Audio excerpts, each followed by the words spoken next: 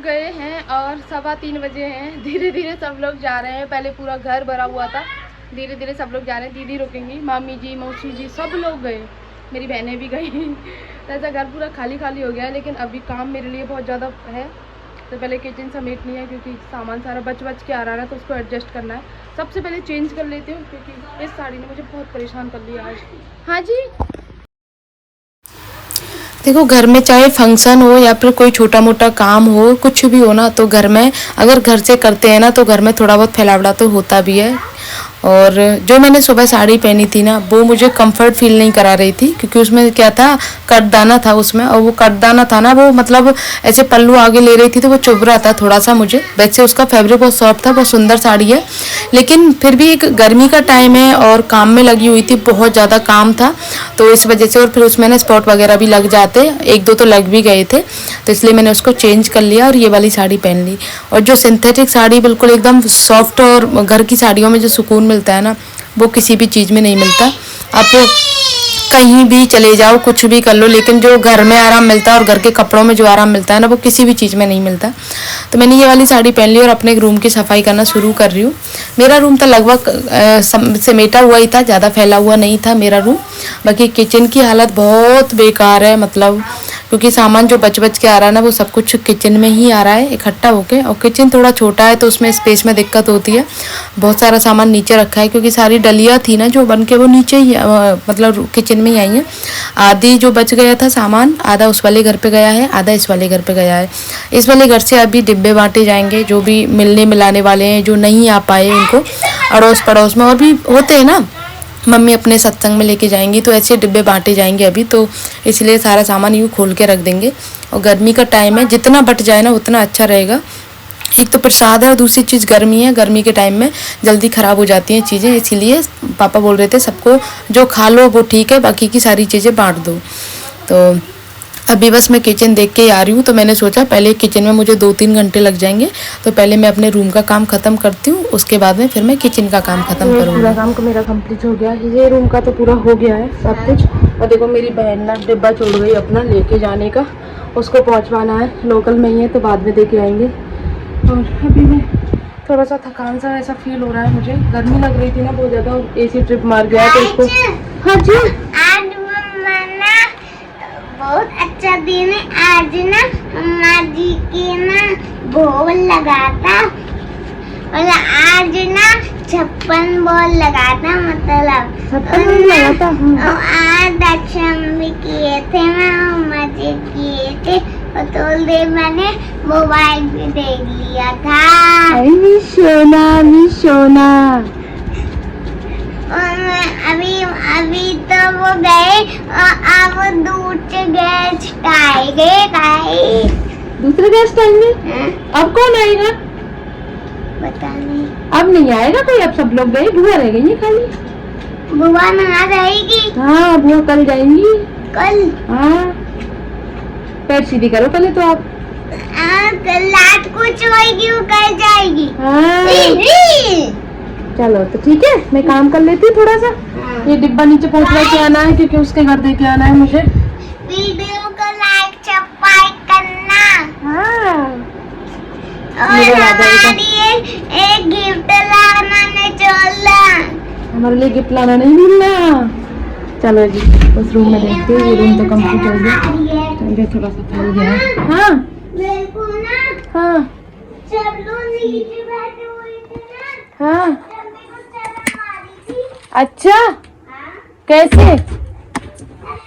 ये रूम, अच्छा चलो जी, ये रूम भी कंप्लीट हो। मैंने इस कूलर को इस रूम में रख दिया था कि जैसे कोई थोड़ी बहुत देर बच्चे वाला कोई आएगा लेटेगा तो लेट लेगा, लेकिन लेटा ही नहीं था। हमारा कमरा है, और नहीं ये हमारा कमरा है, ऊपर वाला तो वो ना तो एसी लगाए, ना नहीं लगा, ना टीवी और एसी नहीं लगा, बस कूलर ही लगा है गाइस। चलो चलते हैं। तो गाइस अपने दोनों रूम का और गेस्ट रूम का काम ख़त्म करने के बाद में फिर मैं आ गई किचन में। और यहाँ पतिदेव ने मुझे ज़बरदस्ती पान खिला दिया था, तो मैं उनसे वही डिस्कस कर रही थी कि मुझसे पान, क्योंकि सुबह का था ना, सुबह ठाकुर जी का भोग लगा था और उसके बाद में फिर वो शाम को 4 बजे खाया था, वो सूख गया था। तो मैं बस यही बोल रही थी कि तुमने मुझे ज़बरदस्ती खिला दिया, दीदी को दे दिया था, मुझे दे दिया था। और ये सारा सामान है। तो पतिदेव कह रहे थे अब तू दिन भर खाती रहना, तो इसलिए मुझे हंसी आ गई थी। बोल रहे थे तेरे लिए इतना सारा सामान है, तो दिन भर खाती रहना। तो ये सारा सामान बच के आया है, स्लैब पे रखा है, अंदर अलमारी में रख दिया है, टेबल पे रखा है और नीचे ज़मीन पे भी रखी हुई है काफ़ी सारी डलिया। तो इनमें से देखो बटने में भी जाएगा, जैसे अड़ोस पड़ोस के घर होते हैं उनमें भी बटेगा। और काफ़ी सारा सामान है, तो उनको प्रॉपर डिब्बों में सेट करके रखना है मुझे। ये टॉफ़ियाँ थी, ठाकुर जी का भोग लगा था ना टॉफ़ियों का, बाल गोपाल के स्वरूप में।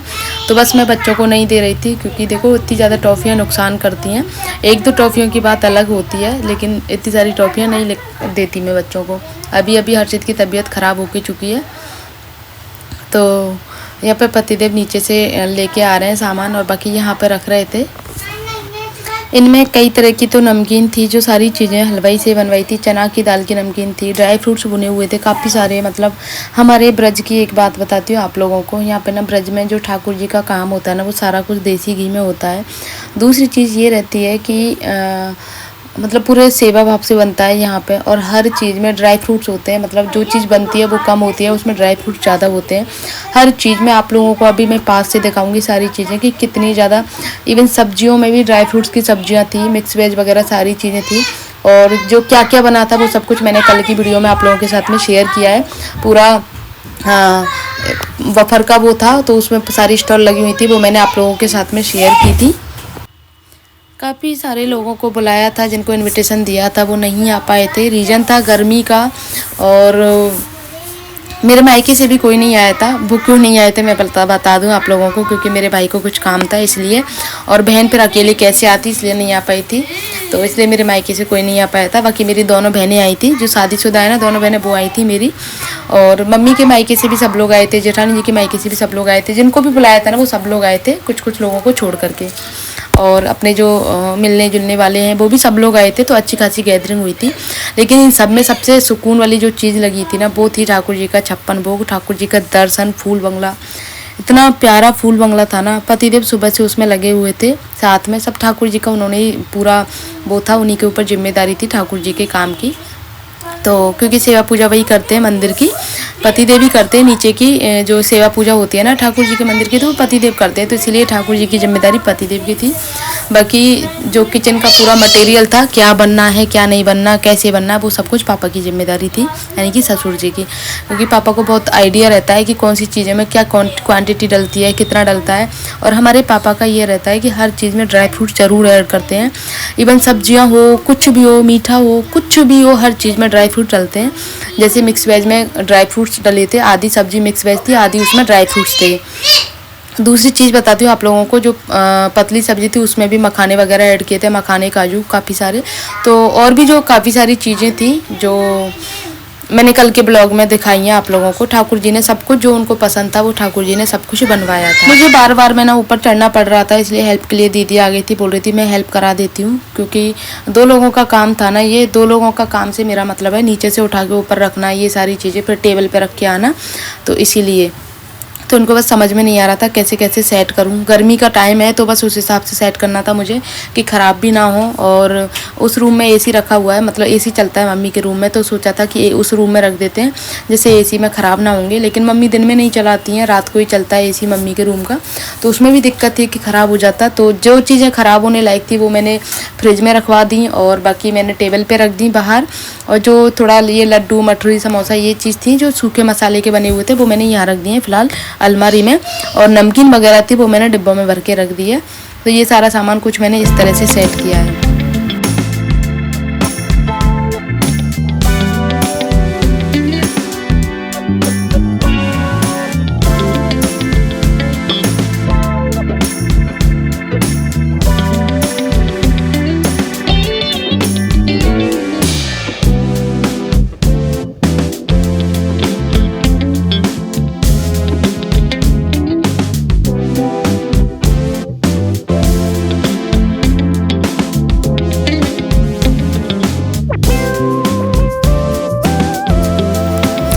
इतना सारा सामान मैंने सेट कर दिया है, लेकिन फिर भी ये देखो, अभी मैं आपको बता रही थी ना, सारे ड्राई फ्रूट्स ही डले हुए हैं, सारे ये ड्राई फ्रूट्स के लड्डू हैं और ये सारा सामान है जो अभी मुझे और सेट करना है, क्योंकि अभी डिब्बे बनने बाकी हैं। इनमें से जिनको मिलने मिलाने वाले हैं ना, उनको डिब्बे जाएंगे। तो ये कुछ सामान है, ये अभी धीरे धीरे बच के आ ही रहा है। जितना फ्री करती जा रही हूँ उतना और सामान बच के आ रहा है।